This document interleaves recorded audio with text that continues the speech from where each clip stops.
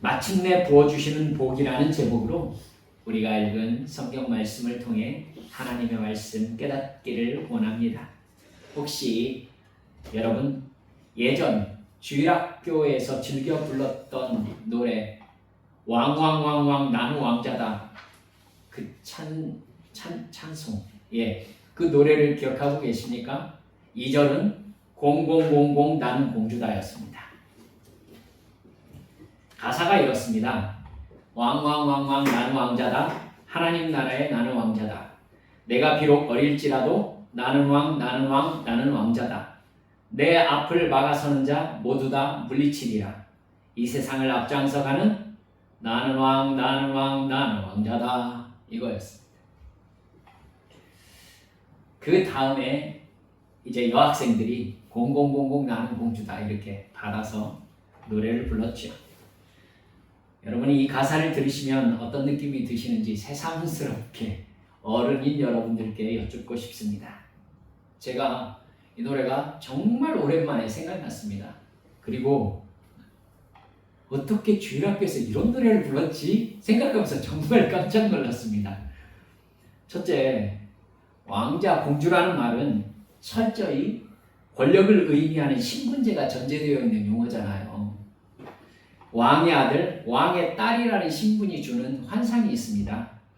권력의 최정점에서 군림하는 존재가 왕이잖아요. 나는 왕자고 공주면 머릿속에 들어있는 환상이 그렇습니다. 예쁘고 잘생겼습니다. 내가 바라는 건 다 이루어집니다. 다른 사람이 나를 위해 존재하는 겁니다.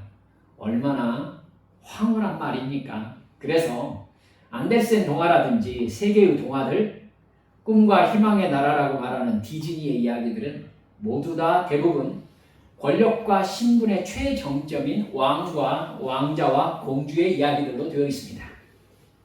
사실 얼마나 오만한 꿈이고 희망입니까? 자기가 가장 높다는 것은요, 다른 사람들이 모두 다 자기보다 낫다, 자기 미치라는 이야기입니다. 그런데 그 생각을 꿈과 희망이라고 말하다니요? 여러분, 이건 너무하다를 넘어서 악하다고 말해야 되지 않습니까? 여러분, 둘째는요, 내 앞을 막아서는 자 모두 다 물리치리라 라는 가사가 포함하는 폭력성에 정말 놀랐습니다. 여러분, 자기가 왕자이며 공주이니까 자기 말에 거역하거나 내가 하고 싶은 것을 못하게 하는 사람은 모두 다 없애버리겠다는 폭력 전제군주의 권력 개념이 주일학교에서 불리던 노래 속에 확 나타나 있어요. 이 세상을 앞장서가는 나는 왕, 나는 왕, 나는 왕자다. 나는 공, 나는 공, 나는 공주다. 사실은 왕자라고 하지 않고 왕왕왕왕이라고 반복하는 것으로 보니까 왕자라고 하고 싶은 게 아니라 왕이라고 말하고 싶은 노래가 아닌가, 이런 생각도 들었습니다. 이런 노래가 가능한 단체는 아마 교회밖에 없을 겁니다. 하나님이 온 세상의 지배자라는 것은 사실입니다. 하지만 그래서 내가 그 하나님의 자녀니까 왕자고 공주다? 그럼 이렇게 여쭤봅시다. 그럼 예수를 믿어서 하나님의 자녀가 된 사람 중에 누가 하인이고, 누가 요리사고, 누가 운전사고, 누가 보디가드입니까? 내가 앞장서가면 그럼 내 뒤를 따라오는 사람들은, 여러분, 뒤따라오는 사람들은 누구입니까? 하나님이 아버지가 아닌 사람들인가요? 우리가 어렸을 때부터 교회에서 이런 신분제의 폭력성을 하나님의 사랑과 축복이라고 교육받았던 것은요, 죄송합니다, 정말 불행이 아닐 수가 없습니다. 머리가 될지언정 꼬리가 되지 않게 해달라는 기도의 폭력성을 하나님의 축복으로 인식하게 된 것은 정말 불행입니다. 그런 생각을 비전이니 꿈이니 해서 요셉, 다니엘, 다윗, 솔로몬을 들이대면서 이집트의 총리 대신을 만들어주신 하나님도, 하나님이 우리도 이 세상의 머리가 되게 해주실 거라고 우리 귀에 어렸을 때부터 설교하신 분들에게 죄송합니다만 따지고 싶은 마음이 참 많습니다. 여러분, 이걸 종교적 과대망상이라고 합니다. 믿음이라는 이름으로 얼마나 많은 사람들이 자기를 과대평가하는지 모릅니다. 자기를 하나님의 자녀라고 말하고는 무슨 생각을 하냐면 왕의 부유함과 권력을 생각합니다. 왕이 누리는 호사를 생각하지요. 하나님의 왕이시니 자기는 왕자와 공주라는 겁니다. 그런 교회의 과대망상을 그대로 믿는 이기적인 혹은 순진한 기독교인들, 여러분, 그런 사람들은요, 자기 마음에 들지 않는 현실과 다른 사람의 지배를 받는 자기 자신을 받아들이지 못합니다. 내 모습 그대로보다 훨씬 과대하게 자기를 설정하면 내가 지금 처해 있는 상황이 뭐가 됩니까? 비정상이 됩니다. 내가 왕자라고 실제로 주장하는 사람이 있다고 해봅시다. 그러면 자기가 있어야 되는 곳이 어디가 됩니까? 궁궐이 되는 것입니다. 그러면 여러분, 월세방이 엄청 불평스러운 겁니다. 모든 사람이 자기에게 굽신거리면서 절을 해야 합니다. 내가 필요한 것은 말로만 하면 다 갖다 줘야 합니다. 정말 인생이 그렇습니까? 아니죠. 그 사람이 정말로 여러분 자기가 왕자이고 공주임을 믿어야 진짜 믿음이다 라고 여러분 교육받지 않았습니까? 하나님이 나를 성공시켜 주실 거라고 진짜 믿어야 진짜 믿음이다. 그런 믿음에 하나님이 복 주신다 라고 여러분 배우셨잖아요. 그렇죠? 저도 배웠어요. 여러분, 내가 정말 하나님의 왕자임을 믿어야 참 믿음이라고 진짜 생각했다고 해봅시다. 그러면서 그 사람이 다른 사람에게 나는 왕자야 라고 말하면서 다른 사람에게 나를 왕자로 대할 걸 요구했다면 어떻게 될까요? 당연히 그 사람은 정신병원에 입원해야 되는 겁니다. 과대망상이죠. 여러분, 이렇게 자기를 과대평가하면 반드시 불행해집니다. 그런 착각을 여러분 출애굽 1세대에게서 보실 수 있는 눈이 있으셨으면 좋겠습니다. 하나님이 노예인 이 출애굽 1세대를 이집트의 폭력적인 노동에서 구원하셨습니다. 여러분, 세계에서 가장 깊은 바다 중에 하나인 홍해라는 바다를 가르치고 이집트의 강제 노동과 폭력으로부터 완전히 분리시켜 주셨습니다. 이제 아무것도 염려할 것이 없었습니다. 여호와 하나님의 불기둥과 구름기둥이 나를 인도하고 계셨습니다. 그러나 여러분, 그 상황에서 그들이 일으킨 착각을 여러분들 좀 보실 수 있으시기를 바랍니다. 여러분, 물이 없는 광야가 계속되고 있었어요. 여러분, 홍해를 건넌 이스라엘 백성들은 그것을 받아들일 수가 없었습니다. 이해할 수가 없었습니다. 뭘 먹어야 되는지 고민하는 상황이 생겼어요. 가도 뻘건 모래와 바위만 가득한 광야길을 그저 걸어가야 했어요. 여러분, 홍해를 건너면서 혹은 이집트를 나오면서 생각한 것과 너무나 다른 일상이 계속되는 겁니다. 점점 뭐야? 이러려고 여기에 나온 거야? 이렇게 살게 하려고 우리를 여기로 끌고 온 거야? 싶은 거예요. 하나님이 나에게 해줄 것이라고 기대했던 것이 컸기 때문에 실망이 큰 겁니다. 그들은 하나님의 구원을 착각했습니다.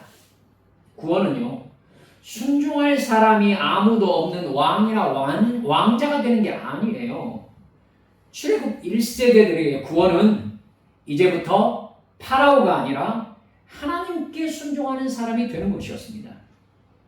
그래서 하나님은 파라오의 명령에 순종하며 살아오던 그들, 출애굽 1세대들을 광야 순종학교를 통과하면서 하나님 섬기는 것을 배워야 하게끔 만드셨습니다. 이걸 출애굽 1세대들은 이해하지도 못했고 받아들이지도 못했습니다. 홍해만 건너면 그저 자기가 원하는 세상의 부유함과 소원이 이루어지는 왕왕왕왕 나는 왕자다라고 생각한 겁니다. 그 과대망상은 광야 생활을 견딜 수 없게 만들었습니다. 그들은 사실 노예 생활을 할 때와 전혀 다르게 하늘에서 내리는 만나와 메추라기를 먹고 있었고 하나님의 보호하심의 은혜를 누리면서 살고 있었습니다. 그럼에도 불구하고 여러분 출애굽 1세대들은 원망과 불평을 쏟아내기 시작합니다. 이집트의 이방신상의 우상 개념을 그대로 가져와서 하나님을 자기 소원을 이루어주는 신으로 착각한 것입니다. 이제 그 신이 정말 살아있는 증거로 홍해를 건너게 하신 거예요. 와, 이제 우리가 바라는 세상이 펼쳐지겠구나. 그런데 그게 아닌 겁니다. 여기가 어디예요? 젖과 꿀이 흐르는 가나안 땅이 아니라 광야인 겁니다. 그들이 그 사실을 확인하고 한 말이 무엇입니까? 이집트로 돌아가자였습니다. 현대의 교인들도 교회에서 하나님의 은혜를 받는 것을 돈과 명예와 권력과 자기 소원을 지금보다 더 많이 얻는 것으로 생각합니다. 하나님의 은혜를 육체적인 것으로 이해하는 것이죠. 그 사람은 처음에 나를 사랑하심으로 성령의 감동하심을 따라 회개하며 하나님의 사랑을 느낀 순간을 자기가 왕자와 공주가 된 순간으로 착각합니다. 그렇게 자기를 과대하게 착각하는 사람이 성경을 읽으면서 자기를 다윗과 동일시합니다. 솔로몬과 동일시합니다. 그래서 솔로몬과 같은 지혜를 자기에게 달라고 기도하고요. 다윗과 같은 영광을 자기가 누리게 해달라고 기도합니다. 왕왕왕왕 왕자라고 공공공공 공주라고 생각하는 겁니다. 하나님을 그렇게 내가 바라는 것을 이루어주는 신으로 생각하면 여러분 우리들의 삶 속에 있는 어려움들 즉 내가 걷는 광야가 짜증스럽습니다. 내가 먹는 만나가 실증납니다. 메추라기도 싫습니다.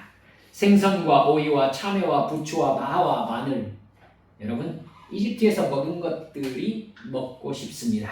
세상의 즐거움이 그리워지는 것이죠. 사람으로 태어나서 이 세상의 즐거움 나름대로 누리고 죽어야지 이게 뭐냐는 생각이 듭니다. 즉 지금 이 시간 하나님께서 주시고 있는 은혜에 무감각해질 뿐만 아니라 오히려 원망을 하게 되는 것이죠. 이런 내가 생각할 때 광야의 상황을 만드신 하나님이 싫습니다. 그 마음을 십자가에 못 박고 나를 구원하신 하나님을 믿고 의지하며 사랑하지 못하면 결국 그는 자기가 바라는 돈과 권력과 신분 경쟁이 있는 이집트가 자기 생리에 더 익숙하다고 생각하게 되어 있습니다, 여러분. 그래서 이집트로 돌아가자, 세상으로 돌아가자, 이게 나에게 맞는다라고 생각하게 되어 있어요. 그리고 광야로 인도하는 여호와 하나님, 자기를 부인하라고 하시는 예수님을 버리게 됩니다. 그리고 여러분 세상의 방식대로 살아가면서 자기가 신적인 소망을 품을 수 있는 체계, 즉 금송아지 우상을 만드는 것입니다. 여러분 금송아지 우상은 나에게 변화되라고 하지 않습니다. 거듭나라고 하지 않아요. 금송아지 우상에게 잘하면, 잘 섬기면 내가 바라는 걸 이루어주겠다고 얘기해요. 사탄이 그렇게 얘기합니다. 여러분, 그 사탄의 음성을 누가 들었었어요? 아담과 하와가 듣고 선악과를 따먹었었어요. 사랑하는 여러분들, 그게 여러분 어떻게 생각하십니까? 참 많은 기독교인들이 그 마음으로 교회를 다니고 있습니다. 여러분 그래서 여러분들께 이 각도로 한번 생각해 보시라고 한번 제안해 봅니다. 하나님은요 이스라엘 백성들 430년간 즉 그때 당시 사람들의 수명을 모세의 나이 정도로 환산하면 한 4대 정도를 이집트의 노예 생활을 하도록 하셨습니다. 이 부분에 대해서 하나님의 백성이라고 하나님께서 선택하셔놓고 또 하나님께서 특별한 어떤 과정을 통해서 고센 땅으로 인도하셔서 민족으로 육성하셨잖아요. 그런데 왜 하필 노예로 있게 하셨을까라는 생각은 해보지 않으셨습니까? 이스라엘은 영적인 샘플입니다. 파라오의 노예로 산 것은요, 인간이 죄를 짓고 난 후에 죄와 사망의 노예로 영원히 멸망당할 운명을 지니게 되었음을 가르쳐주고 있습니다. 또한 여러분, 이 부분을 여러분들과 함께 좀 깊이 나누고 싶은데요. 노예라는 개념은요, 수동성과 더 나아가 피동성을 상징합니다. 여러분, 이 단어를 잊지 말아주세요. 노예는 뭐와 뭘 상징한다고요? 수동성과 더 나아가서 피동성을 상징한다고요. 그건요, 인간이 본질적으로 자신을 만드신 하나님 앞에서 수동성과 피동성을 지닌 존재일 수밖에 없다는 사실을 우리에게 가르쳐주고 있어요. 자기라는 존재를 만드신 하나님과의 관계가 설정되지 않으면 인간은 아무것도 아닙니다. 그렇죠? 얘가 컵입니다. 컵이에요. 여러분, 얘가 저와의 관계가 설정되지 않으면 얘는 아무것도 아닙니다.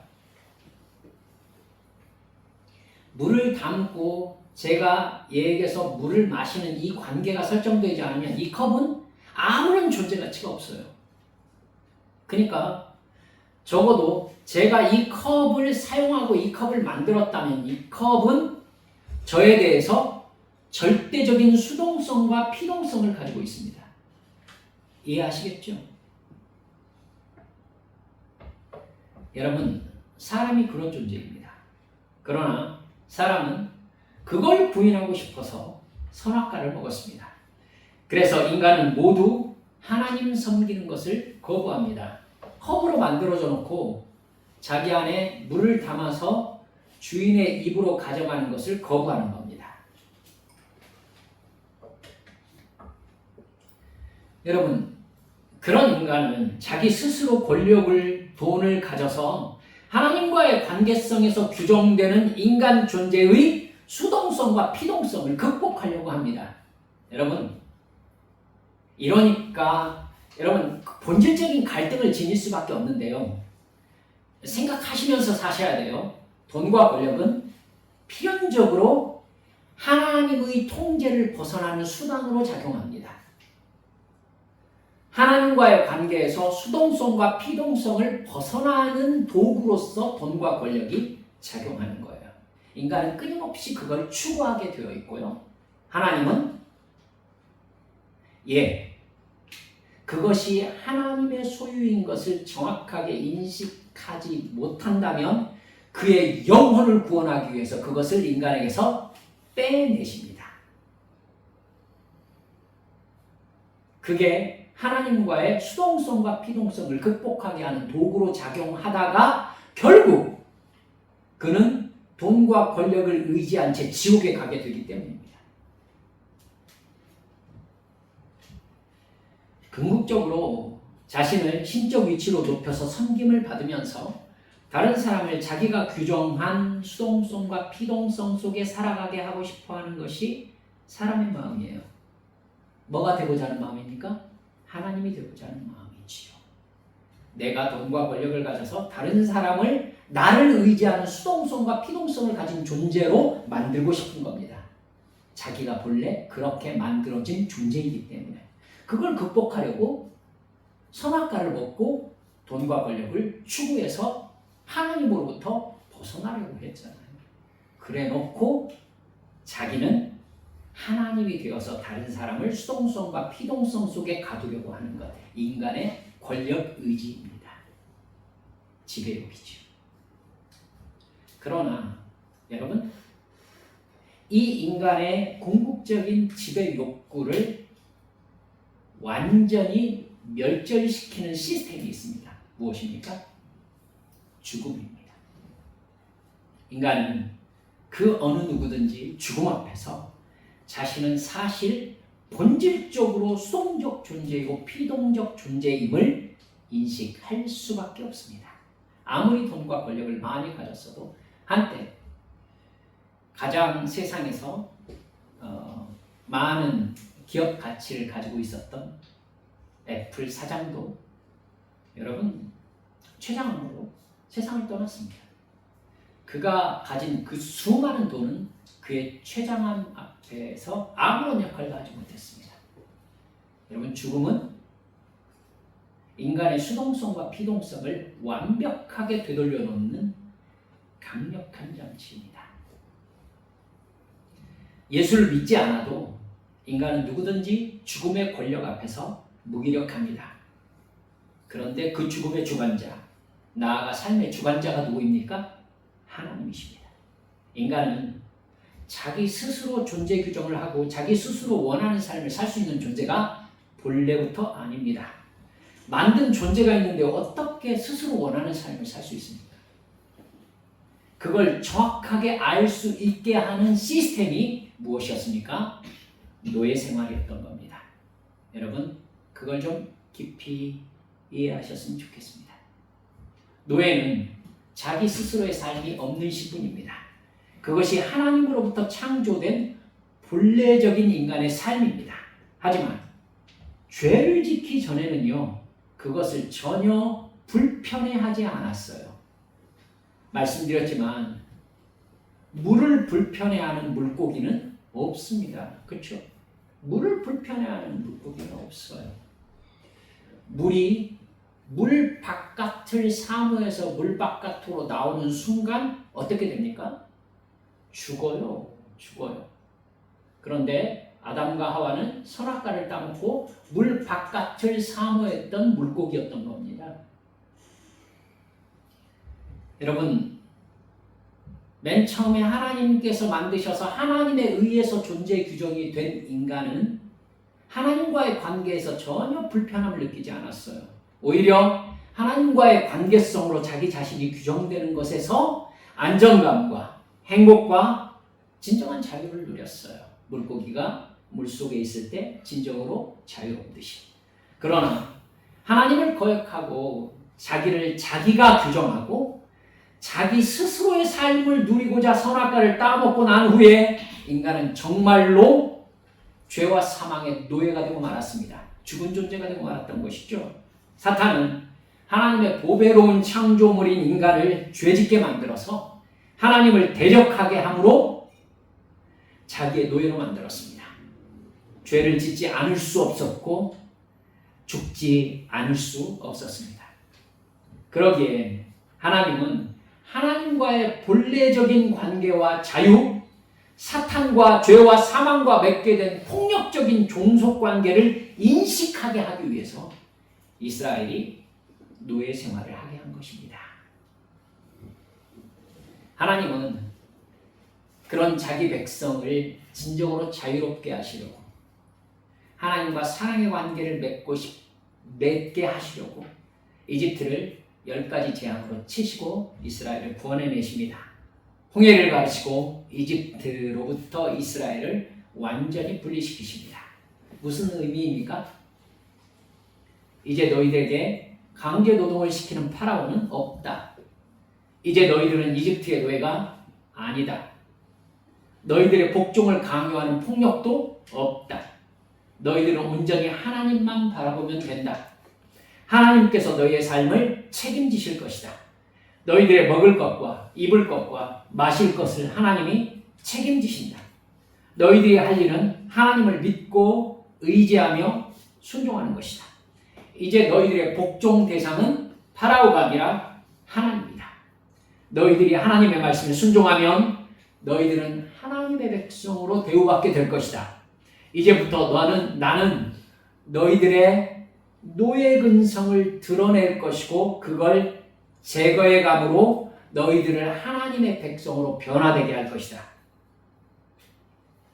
이제부터 상황이 어떻게 보여도 내가 너희들을 사랑한다는 것을 절대 의심하지 말아라. 내가 인도하는 대로만 따라와라. 무조건 내 말에 순종해라. 여러분, 무조건이라는 말이 폭력적으로 느껴지세요? 그러면 변화되지 않은 사람입니다. 무조건 내 말에 순종해. 하나님이 우리에게 폭력을 행하고 계신 게 아니에요. 진짜 자유롭게 하려고 물바깥으로 절대로 나오지 마. 이렇게 말씀하시는 거예요. 여러분, 무조건 내 말에 순종하고 내가 베푼 구원에 감사해. 그렇게 이집트 노예에서 하나님의 백성으로 거듭나면 너희는 결국 하나님의 나라 가나안에 도착하게 될 거야. 이게 출애굽 1세대에게 약속하신 하나님의 언약이었어요. 그 말을 예수 그리스도의 십자가 대속의 죽음과 부활을 믿음으로 성령의 인도하심을 따라 살 수 있게 된 우리들, 천국을 향해 가는 우리들, 이런 우리들에게 하신 하나님의 말로 한번 이렇게 바꿔볼까요? 이제 너는 죄와 사망의 법으로부터 자유다. 이전에 너는 죄를 짓지 않을 수 없었다. 누구에겐가 잘 보이려고 너 자신이 괜찮은 사람인 것처럼 생각하려고 착한 척할 때도 있었지만 결국 너는 너의 죄의 본성을 이기지 못하고 분노하고 미워하고 질투하고 욕하고 간음하고 도둑질하고 거짓말했다. 오죽하면 그랬겠냐고 그럴 만한 상황이었다고 말하고 싶겠지만 사실 모든 사람들이 그렇게 자기 욕심을 채우려고 죄를 지으며 살다가 지옥에 간다. 그러나 이제 네가 죄인임을 인정하고 예수 그리스도의 십자가 대속의 죽음을 믿음으로 죄 용서함을 나에게 간구했으니 너는 용서받았다. 그리고 죄와 사망의 저주에서 너는 해방되었다. 이제부터 너는 내가 너에게 보내준 성령의 감동하심을 인식하게 될 것이다. 이제 너는 죄를 짓지 않을 수 있다. 이제 너는 나를 사랑하고 내 말에 순종할 수 있다. 물론 성령으로부터 전해지는 내 말에 순종하는 것이 네 육체의 욕망과 부딪힐 것이다. 그러나 나는 그때 너의 선택을 보면서 네가 내 말에 순종하는 하나님의 자녀 정체성을 가져가도록 너를 인도할 것이다. 너는 죄와 사망의 노예에서 자유를 얻었으니 네 육체의 욕망을 십자가에 못 박을 수 있다. 거절할 수 있다. 나를 믿고 의지하고 순종해라. 내가 인도하는 대로만 따라와라.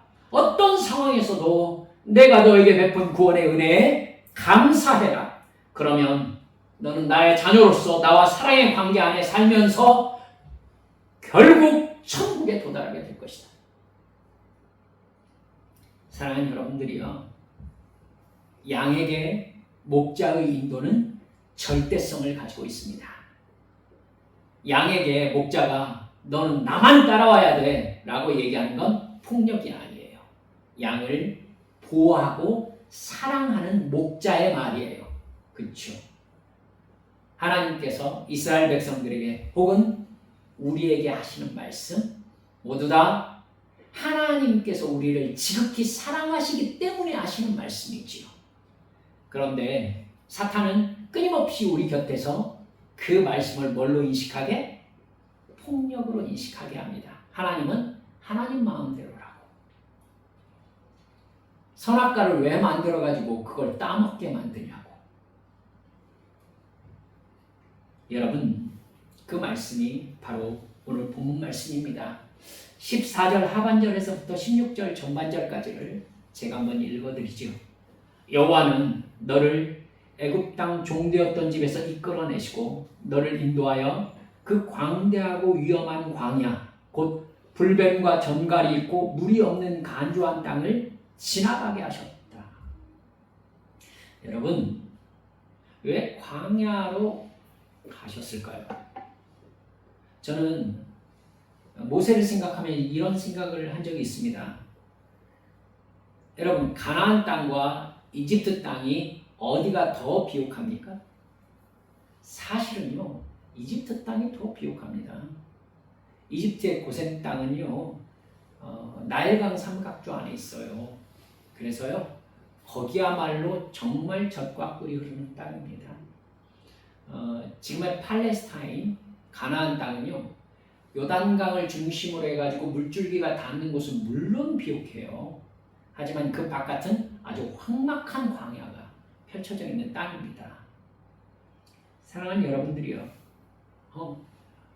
그럴 것 같으면 차라리 왕자 모세의 힘을 강력하게 하셔서 이집트를 하나님의 땅으로 만들면 안 되었을까요?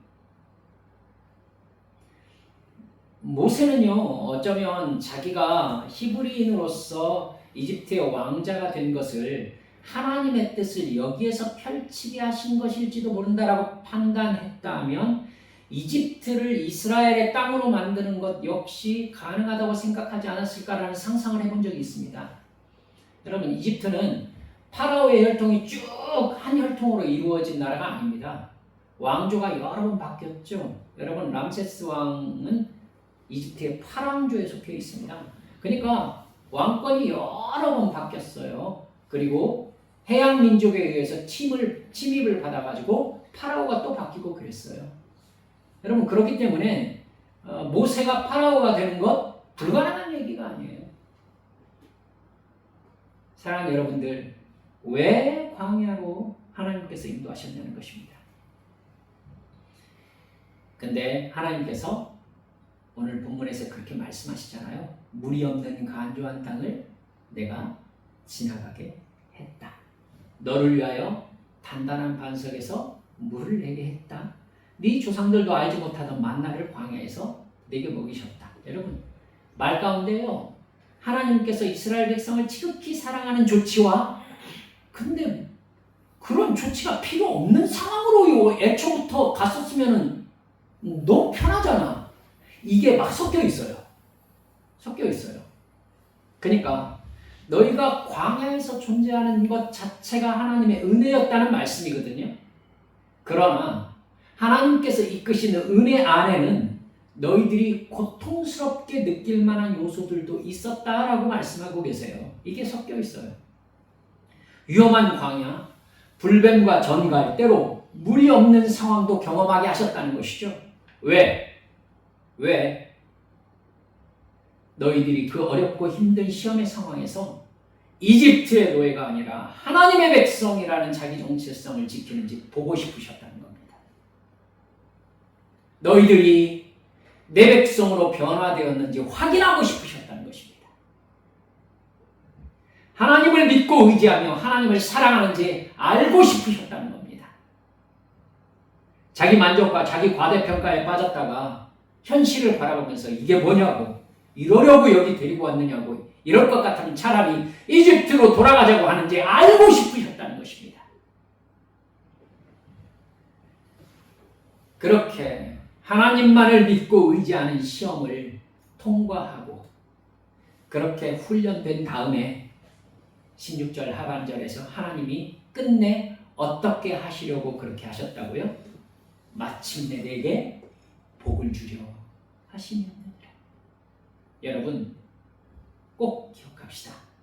하나님의 복은 이집트 노예가 받는 게 아니라 변화된 하나님의 백성이 받는 것입니다. 할렐루야. 하나님의 은혜는 예수 믿고 구원 받은 사람들이 받는 것입니다.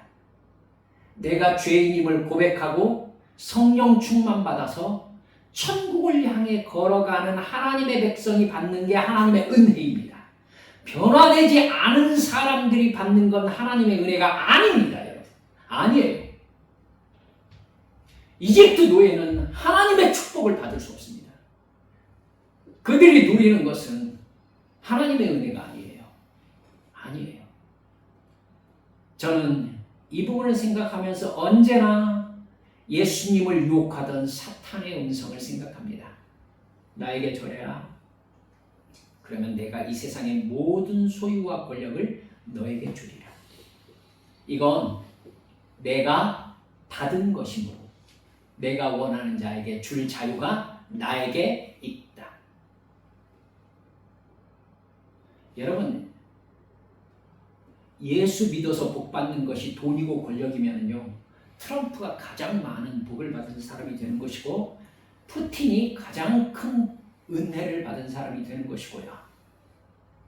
여러분, 예, 그렇습니다. 그걸 동의할 수 있으십니까? 그게 아니라면 철저하게 아니라고 이야기해야죠. 아니 그렇게까지는 아니고요. 이런 정도의 얘기가 아니라 아니라면 아니다라고 잘라야죠. 잘라야죠. 트럼프가 하나님의 가장 큰 복을 받은 사람이 아니다라고 할 것 같으면 돈과 권력이 하나님의 복이 아니다라고 잘라야죠. 잘라야죠. 거기에서 어떻게 했는지 뭉개가지고 트럼프가 받은 것은 하나님의 복이 아닐 수도 있지만 복도 섞여 있을 수 있고 어떻게 해가지고 나는 받고 싶다고 거기에 사탄이 유혹하지 않습니까? 왜 그렇게 어렵게 살아? 나에게 절해. 그러면 나는 너에게 이 세상의 돈과 권력을 얼마든지 줄 수 있어. 여러분 그 유혹에 빠진 목사들이 돈 많이 번 사람들, 권력을 가진 사람들, 뒤로 음흉한 짓을 다 하는 사람들에게도 하나님의 복받은 사람이라고 간증하게 만들지 않았습니까?